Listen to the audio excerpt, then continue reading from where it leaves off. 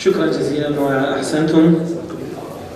ومسك الختام كلمة للدكتور إبراهيم العرادي من منتدى حقوق الإنسان في البحرين، فليتفضل مشكورا.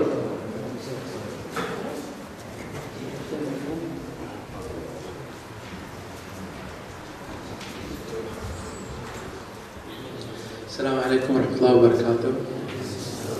طبعا جيناكم من البحرين الحزينة، البحرين الجريحة، البحرين الصابرة، البحرين الصابرة.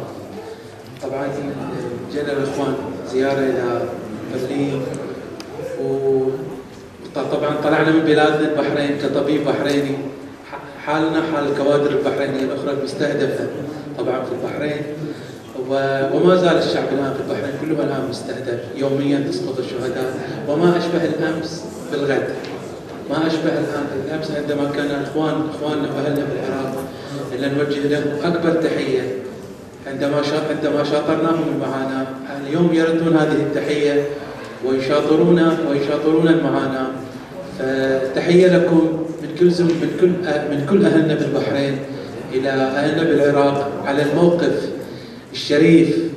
الشريف الصافي والخالص من أهلنا بالعراق تجاه البحرين.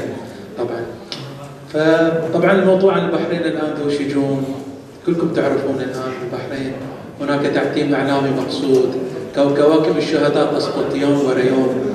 الآن مستشفى السلمانية الوحيد الطبي بالبحرين الآن محاط من قوات ما تسمى نحن درع الجزيرة، وهي عار الجزيرة.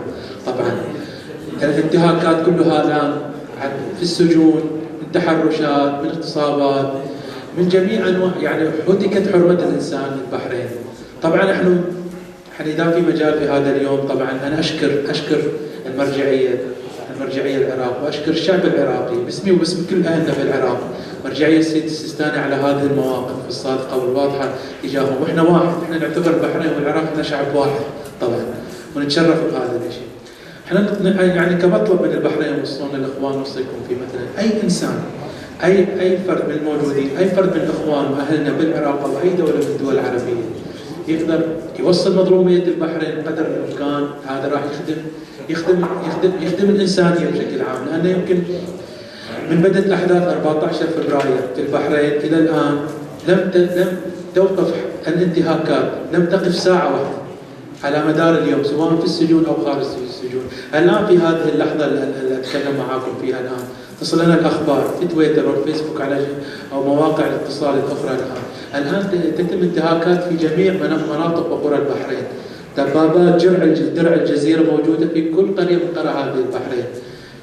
للاسف هذه الطائفه الكبيره، واقولها انا لا احب اتكلم بطريقه طائفيه، لان طبيعتنا بالبحرين لا نثير هذه المواضيع، لكن للاسف الطائفه الشيعيه في البحرين هي الطائفه المستهدفه الان كل المفصولين، كل الشهداء من هذه الطائفه، كل المعذبين، كل الذين انتهكت حرمتهم من هذه الاطباء الان، ونحن منهم الذين عالجنا جرحى دوار اللؤلؤه وجرحى المجازر البحرينيه. الان منا هجه، ومنا الان ينتظر محاكمات التي طبعا تقررها الداخليه السعوديه. طبعا محاكمات بين 5 إلى 15 سنه.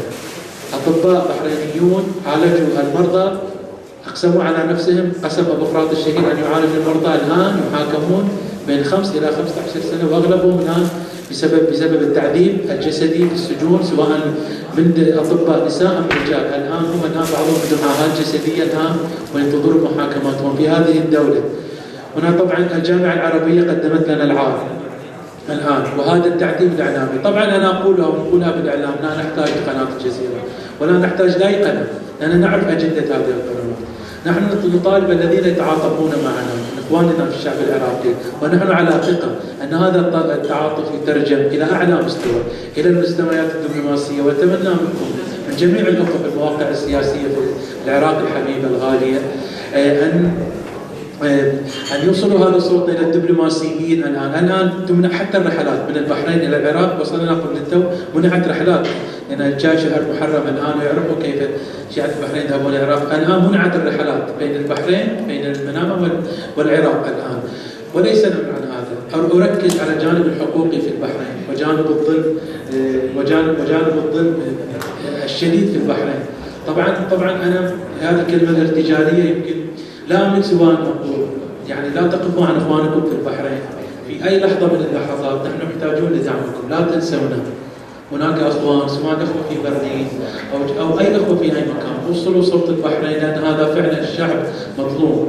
مثلما بدات الثوره في كل مناطق في ما تسمى بالربيع العربي، وقفها القرار الامريكي الان في البحرين الان للاسف الان، وكوكبه الشهداء تسير الان يعني. فنتمنى من جميع من يسمعنا، من جميع من يتعاطف معنا من اي دوله، جمهوريه ايران الاسلاميه التي نوجه لها التحيه والتقدير، والتي واقفه معنا من اي جهه ان تقف معنا، لان فعلا هذا الشعب البحريني الذين تسمعون عنه يذبح ويقتل ويعذب على مرأى من العالم. الان وصلنا للشهر التاسع وشعبنا يذبح الان. اكثر من هذا الشعب البسيط الصغير، اكثر من 80 شخص فقدوا اعينهم الان. لو تقارنوها بالنسبه للعراق، شعب عدد السكان بالعراق بنسبه كبيره، الاف الجرحى، آلاف المصابين الآن، عدد الشهداء إلى الأمس 46. يعني قبل الختام بس طريقة الدهس، آخر شهيد وقع أمس. سيارة الأمن طبعا تلقت الأوامر من رئيس الوزراء خليفة بن سلمان عم الملك، هذا الذي جلس على سدة الحكم أكثر من 42 عام، واعطى اوامره للدكتاتوريين بان يدهسوا هذا الطفل 16 سنه، دهسوا ورجعوا ودهسوا ورجعوا، واستقرت سياره الشرطه على جسده هذا علي الشهيد علي البدار امس. والبحرين طبعا كلها امس ثارت في هذا الموضوع. طبعا خطابات الملك ملك البحرين خطابات هي استفزازيه للشعب، هو ملك الطائفيه، هو ملك العنصريه في البحرين، هو لا يملك قراره وانما يستهزئ بالشعب. فنتمنى ان شاء الله منكم ان شاء الله لا تنسوا شعبكم في البحرين، وبارك لكم هذا اليوم ان شاء الله، ونسالكم الدعاء ان شاء الله. حياكم.